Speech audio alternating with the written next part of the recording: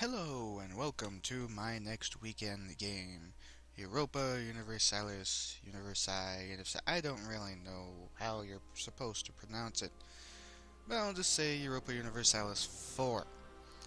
This is a 4X game, which for those of you who don't know, is basically you have to deal with every aspect of a nation, generally, to explore, expand, take over countries, and just generally deal with a nation to begin with. Europa takes place during the Age of Discovery all the way up to the Revolutionary Era. It spans from 1444 to 1821. Granted, there are mods that extend the timeline, but for the purpose of a Let's Play, I am not going to be using those. I do not have any of the DLC, and I am only using a mod to increase the production, the the, the production size. Basically, the UI is a little bit larger because it's just a little bit nice. Now, I thought quite a lot about what nation I'm actually going to play in this, and I thought how I'm actually going to go about this. Whether I should be incredibly informative, or I should just delve right into it, and I think it's going to be a little bit mix of both. I will try to explain things as I do them. Like I just switched from terrain map mode to what I'm probably going to be using for the most of the game, the political map mode, because that's generally what you need to. That's generally the easiest thing. There's also the religious map mode, and the imperial is something I don't need to worry about because the nation I'm going to be playing. Trade is not something I'm going to be worrying about too much, and also the diplomatic is also non-important.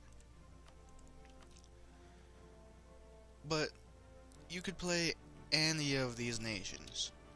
You could play the Ming Dynasty, or you could play a shogun in Japan and try and unite Japan, or you could go all the way across the Pacific Ocean and try and gather up Mesoamerica into one supernation to try and hold off when the Europeans arrive. Or you could just be a Indian territory, try and live and make friends with the people as they come over, and attempt to westernize enough in order to try and become your own little nation and just survive. However, as it will be right in the thick of things, for the most part, it is powerful enough that I don't have to struggle with it and have a big chance of just utterly failing, and it'll allow me to show all aspects of the game, from colonization to exploration to just the general being in Europe to begin with, or in a territory area with a lot of territories and nations. I will be playing Castille. I played Castille once. I've also played Sweden. I thought about Sweden, but it was very difficult for me to actually get Sweden to be a super powerhouse. They could... Basically, Sweden focuses on getting a large army and getting an even larger mercenary force to support that army. Not something I feel like doing. I feel like going out to make colonies and possibly going down into Central Africa and maybe even seeing if I can stake a claim on some of the small islands over in Indonesia.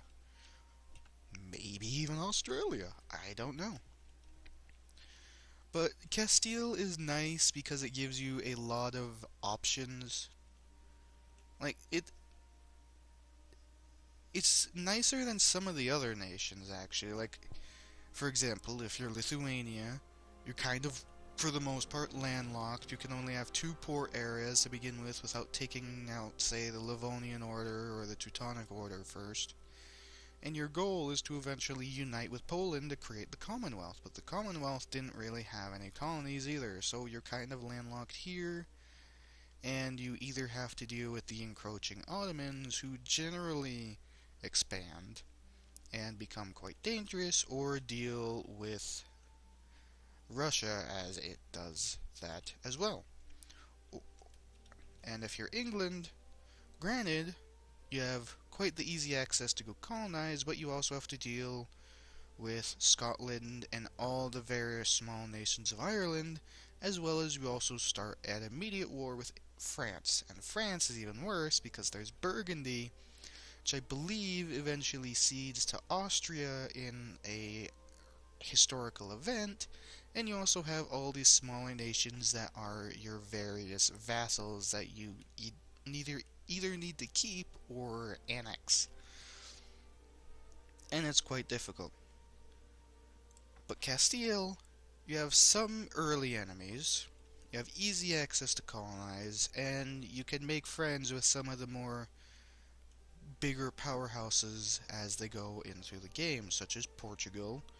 Portugal isn't that much of a military powerhouse until it colonizes, but France is generally pretty nice, and it also tries to colonize as well. And you can also get further in allies if you ever decide to try and expand inward, such as Lithuania or Sweden.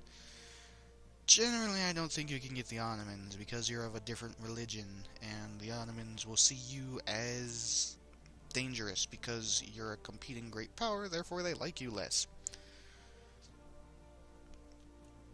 But I will try to explain everything that I can as I do it, but if I forget something, I apologize in advance. So let's get right into it. Now, my early plan is to, of course, unite the Iberian Peninsula. And to do that, I'm going to try and make friends with the other person who is going to be bordering me, and going to be very dangerous, but also a nice ally, France. So I'm immediately going to go into the relations and improve relations. This is all the various diplomacy actions you can do, from royal marriages to fabricating claims on their territories to get a good reason to attack them, to requesting alliance and all manner of things. However, what I want to do first is gather my army on a territory that they aren't going to start dying in, so that if it is over the supply limit, they will start losing troops, just hemorrhaging them. And rivals. Aragon would make a good rival. Now, rivals, as you can see, you get extra things from fighting them, but you can't really do much else to them. And let's say Morocco. I don't know why I said Morocco. And I don't technically need a third rival right now, and I really don't want to anger England already. Or France, or Portugal. Portugal is really nice because he's a historical friend, so he will actually ally me immediately. Question is, do I want Portugal to be alive, or do I want to take it?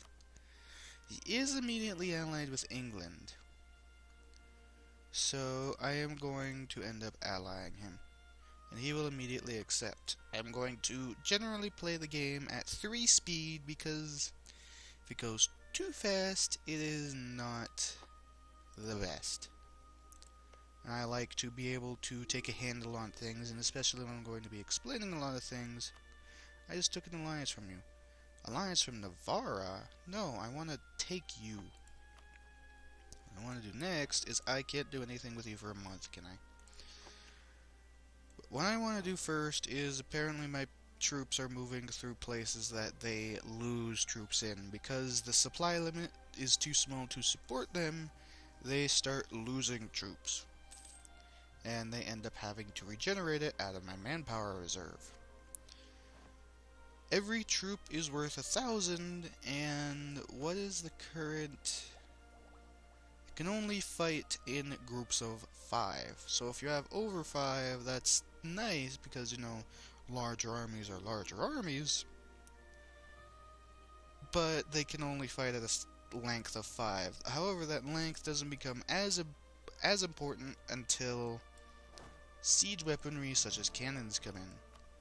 I will do a royal marriage. Increases legitimacy, relations, and a new heir. Heirs are very important because you need an heir in order to have your nation stay in your hands, because it is entirely possible for someone else to have a stronger claim on your nation than you do, in which case you basically become forcefully become their vassal. There's also missions. I did not wanna. The hell is that? Is there? Oh, own the territories of Granada. I see. Uh, I will actually do that because I'm not going to be able to increase my prestige to 50 already. But those are missions that you can do to allow you to gain just a little bit extra. A little bit extra stuff. It basically gives you a nice forward momentum. Now, you say I could build improvements. Earth Rampart in the Canarias. Over here. These islands. Earth Ramparts are nice because they increase the defense, obviously, and also the supply limit in the territories. Not by much, but as you build more, it will help. And also, stronger fort levels takes longer to siege something. But I'm going to unpause, and I am going to go and fight Navarra. Because Navarra isn't actually allied with anybody. I do not want to call Portugal in this war because there is currently no point. I'll give France military access to make them happy, because if you refuse military access, it will actually annoy them. And I forgot that I actually need to fabricate a claim on Navarra first. Because if you just immediately attack someone without fabricating a claim on them, you don't have a valid reason, and it's just seen as aggressive expansionism.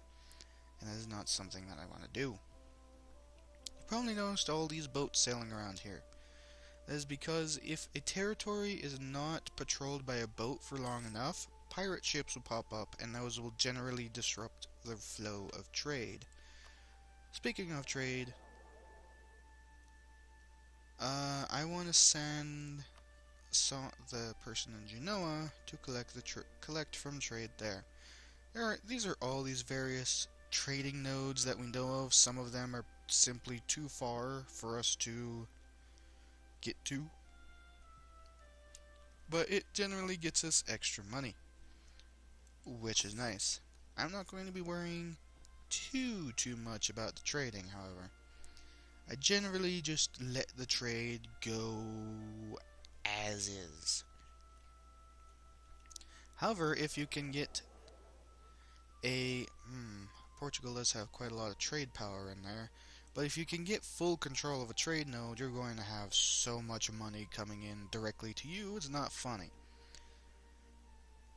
You can either have them take money from it, or you can have them transfer trade power to the next node down the line. So if I sent someone to, say, Genoa, he could transfer trade power from Genoa over to Seville, which means I will gain trade power in Seville, meaning I'll get more of this and more of this. Part of the pie equals more money for me. Now, what else should I get to? As those things are going, I will just start explaining things roughly. The diplomacy screen I already went over. I'm not going to be worrying too much about advisors because I'll only get the small advisors. The small advisors are nice because they're not too expensive, and they get extra points. As you can see, there's administrative, diplomatic, and military. Each one is required to do various things, such as decrease war exhaustion or reduce the inflation in your economy, or all manner of things, but they're mainly, most importantly, used to advance technologies. Very important, and I am guaranteeing right now that I'm going to be behind in technology than everybody else because I like to be very aggressive in this game and take a lot of territory.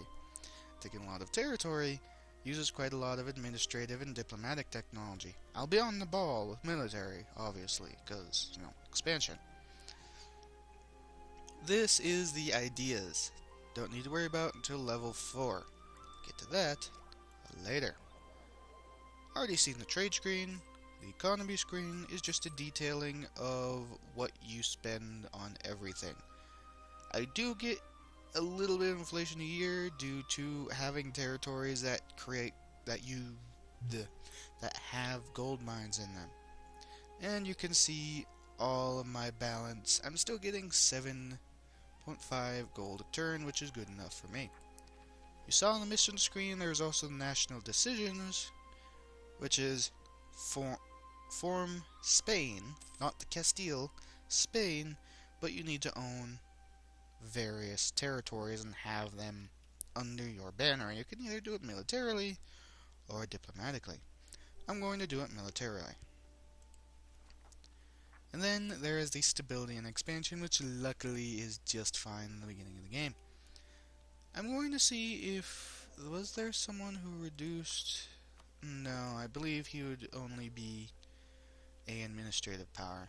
Because there is a advisor that reduces the stability cost. Stability is important because the higher stability you have, the less likely your nation is to end up having revolts, because it gives less national unrest, and if your national unrest is high enough, revolts will start to pop up, depending on the grumpiness of a territory. As you can see, unrest here in Madrid is negative 7.7. It's because of the tolerance of the cat, because they are the same religion, and also the legitimacy up here, which changes because changes in an increase because I got a diplomatic marriage from Portugal.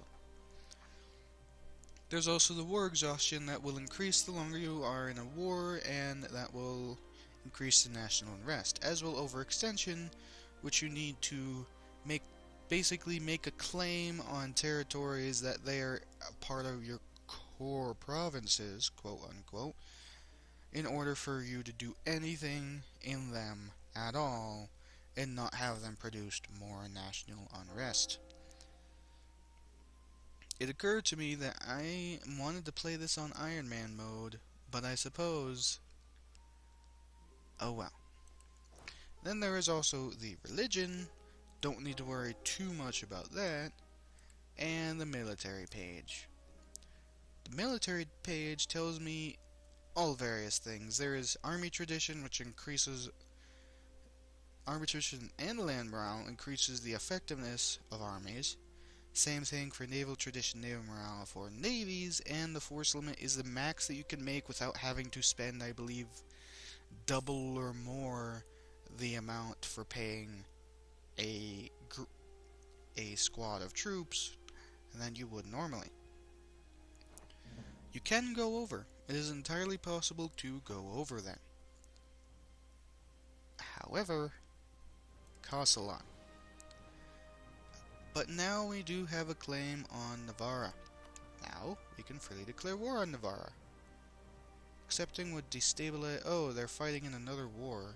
What war are you fighting in? You are helping at war with France. Oh, you're helping in the 100 Years' War. I don't know how you're entirely helping, but you are. However, I'm going to take this moment to conquer Navarra. Merely declare war and walk in there. They are only one territory, so it is not that big of a deal. Let's have you follow suit.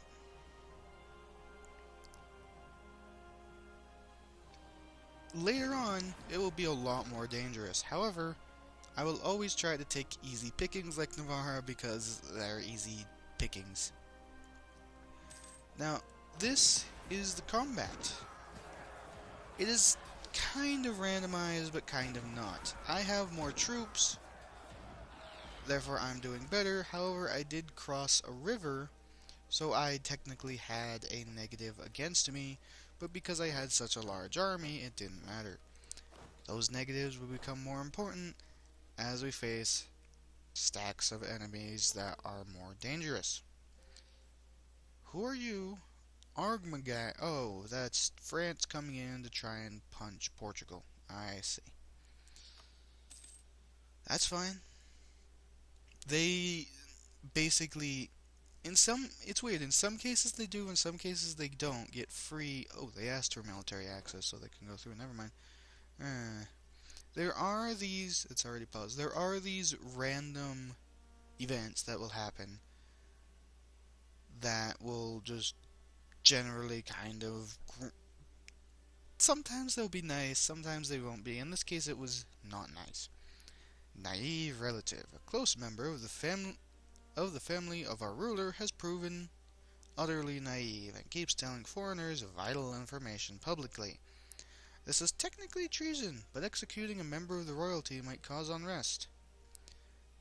Lose 25 administrative power or national spy defense negative 25% for the next 10 years.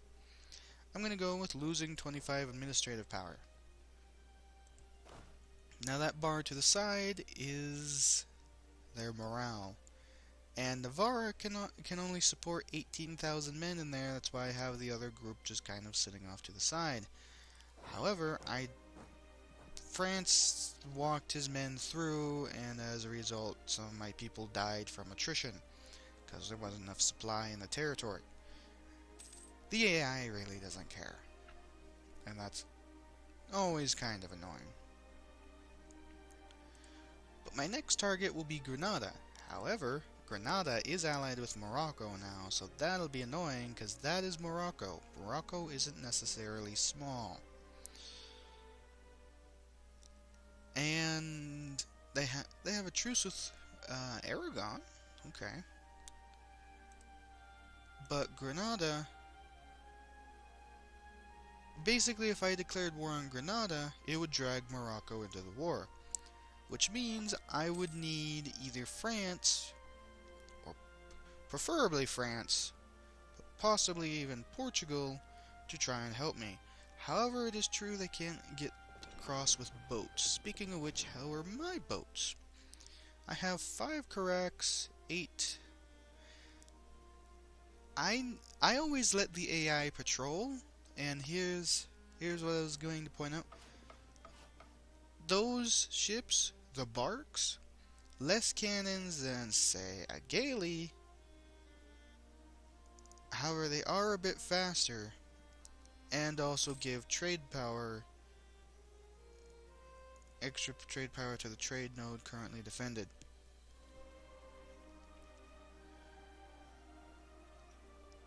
I mean, it's nice, but at the same time, not.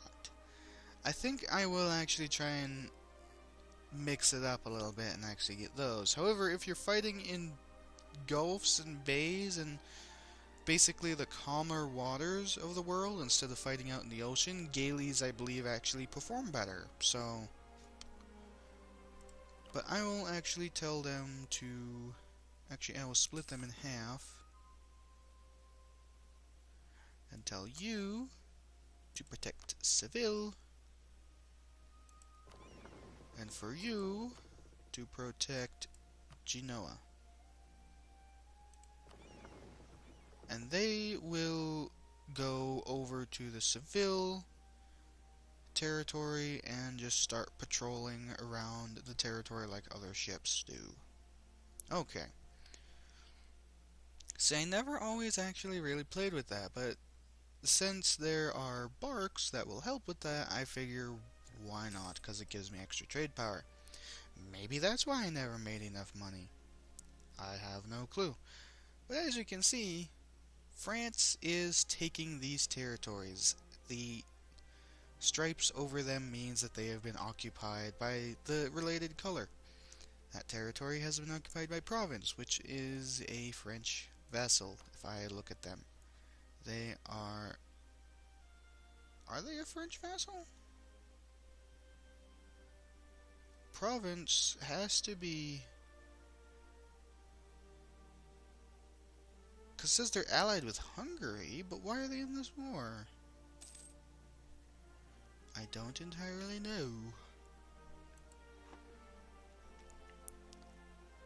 But they are just doing their own thing. I'm going to let them continue to do their own thing, and let's check how long this has been going. It's actually been going on for 25 minutes. Doesn't feel like it's been going on for 25 minutes. What else is there to explain? I don't think there's a whole lot else to explain. But the early game is generally going to be me conquering these early territories.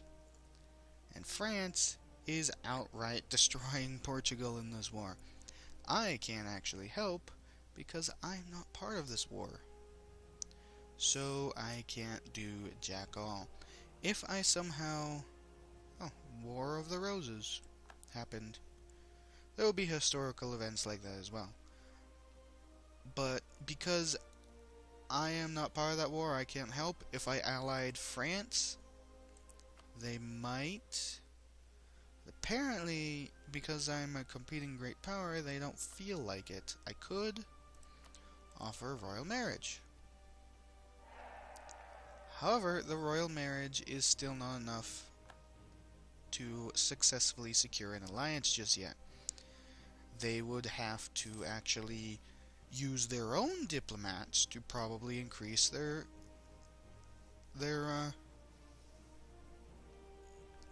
relations of me. They are however friendly with me, as is Portugal. They're more likely to seek an alliance with them, which is a shame because you're not actually allied with them. I think I know why, because technically I'm in a war, and it's much harder to declare alliances with somebody while they're at war. Yeah, Castille is at war. -8. -1,000. Also -8 from Castile army strength, but as you can see, the positives far outweigh that. So as soon as I have successfully sieged Navarra, it will be all set. Now, just at a glance, this number right here that pops up has a chance to increase when that bar fills, and that number is the percent chance that the territory will just outright surrender. If you look in the details, it basically rolls a die to see what the chance of everything happening is. And each one will increase the surrender. And as you can see, 35% chance of them utterly surrendering. You can actually assault a territory if you feel confident enough, but that will take a lot of your troops, and unless I'm really in a rush to try and take something and have an ample army to siege a place, to assault a place, I will just generally let the siege go and run its course. Now, there is one other person I want to actually increase relations with. I don't actually know if this helps or not, but the papal state is fairly important because there is the papacy. And you get papal influence every year, and you get that by all manner of things, modified by the papal state opinion of us. And also your cardinals, which you eventually cardinals. I'm going to pause while I finish explaining this because I'm at war. I just conquered Navarra's territory. And you can use papal influence for all manner of things to increase your stability, get manpower, to get a chance of different advisors, increase mercantilism, all manner of things. And it's generally nice to try and keep them on your good side, because if they're on your good side, you get nice bonuses from it. However, we have taken Navarra, and this, the war score down here, has fully increased. This screen is fairly important when you're in war and you have allies, because you want to monitor their war enthusiasm very closely. because if you brought allies into a war and their war enthusiasm goes low enough, they will actually seek to gain a peace with your enemies in that war and get out of it early because their nation doesn't want them to be in it anymore. However, I have fully taken Navarra, and therefore that 100% war score allows me to do basically any demand I want. You're close enough to increasing them that I'm going to take you back because I can't actually negotiate peace with Navarra without a diplomat. And just wait for him to return. And I'll wait for the time to continue because it stops every month to calculate things. Now, because they're small enough, I can just take the territory entirely. If I was to try and take, say, England or Lithuania or Sweden, they have so many territories that I would not actually be able to fully annex them in one go because it would require too much war score and you can only get to 100%. Meaning you can only request for them to cede certain territories to you. But since Navarre is so small, I can do that. There's also all manner of things such as revoke their claims on territories, return territories to other people, give money, cancel vassalization, release nations, because when I take, say, Aragon is still going to technically exist, it's just going to be controlled by me.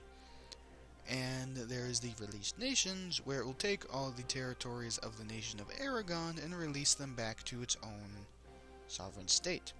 And also to annul treaties. I will be using that a lot in the future to try and get people to unally other people that I don't want them to be allied with. Because there's a nice thing you can do that I'm going to be using a lot of. If you want to fight somebody but he's allied with people that you don't want to fight, find someone that he's allied to that is allied to less people. So when you go to war with person A and it drags in person B with a lot of allies, when you negotiate the peace of person B, you can have them annul all their treaties with all of their allies, so that way person B is easier to take as well, and the next time you go to war with them. There's also to make them a vassal. I really don't want to have them concede defeat. That's like if you have a little bit of war score, but if you want them out, generally I'll just white peace, and white piecing is to select nothing and neither party gets anything. If they concede defeat, you get extra prestige, and they lose prestige. There's also transfer trade power, not something I'm generally going to be using. Full annexation. And such, I get a little bit of aggressive expansions penalty. Ooh, quarantine the port and let them die. I'm a horrible what? I keep forgetting it pauses when I'm playing by myself. I play this a lot with my friends, so I could lose 5 administrative power, but a 75% chance that it will spread to other provinces. So I'm just going to quarantine and let them die. So for the next year, Cantabria gets me basically nothing. But that is preferable to a lot of other places getting me a fraction of what they could. Now, I need to core them, which will take 16 months. It'll take a lot longer and cost a lot more in the future. Actually, cancel. There's something I want to check. Plus 1.3 from war exhaustion. That's actually not too bad. The more war exhaustion you have, the more it's going to cost to do things. As you can see, this is now 106. Because overextension penalty, as I mentioned. As you can see, overextension makes a lot of things be not as good. There is also the national arrest, and the Navarro nationalists are very grumpy. They only have a 5.3 chance of increasing that by 10%, and when it increases to 100%, rebels will pop up. So as you can see, not that dangerous. They do have a culture that is not accepted, and if a culture is not accepted, it gives you less tax and manpower from the territory.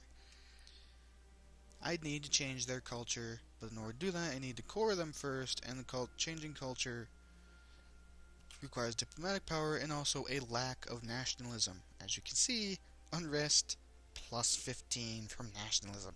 Not that good.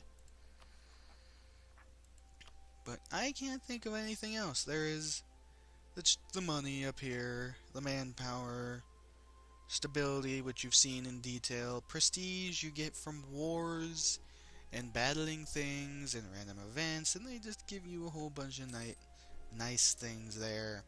And legitimacy, also a lot of other nice things to help your nation feel safe, and it increases by marrying, or increases per year by marrying, but decreases immediately if you marry, so it's a little bit of a give and take. And power projection, which is related to score, but score is something that I don't really care too much about. So, that has been the first. Let me see if I can somehow get. That has been 36 minutes. Yikes.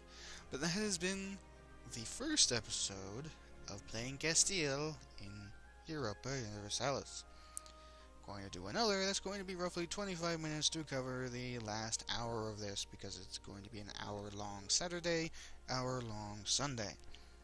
But that's all for now, so until then, see you later.